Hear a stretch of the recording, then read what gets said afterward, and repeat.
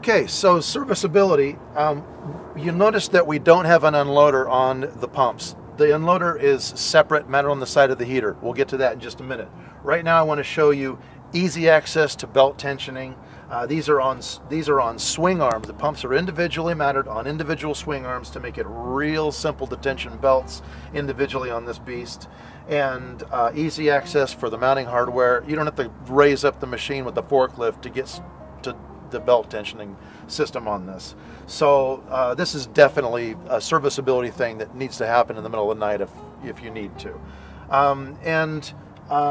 Moving along for more serviceability, we've got a pressure gauge on the head of the pump, so we can easily see what the pressure actually is running at the pump. Sometimes a flow restriction or a blockage in a line can cause you grief, like at the chemical injector, for example. If there's a downstream injector and it gets clogged, you're going to have big pressure here with the regulator saying you've got plenty of pressure, but what comes out the wand is nothing.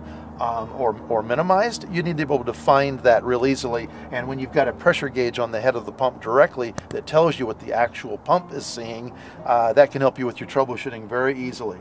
Now, moving on to the regulator being mounted so that you can get to it, on the side of this heater works very cool. This one happens to have a split going off to a secondary regulator for more multifunctionality, my example here for the moment is the fact that this is easy access for serviceability. Now, the only thing in this configuration we have that's even half an arm's reach away from right here easy access is the flow switch. But even that has a mounting that incorporates a compression swivel, so you can take it off in a minute with two small adjustable wrenches. Very easy access.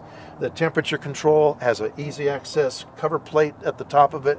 Very easy to get to, no big deal. We've got the temperature control right here in its own junction box, so everything's real easy to get to on this system.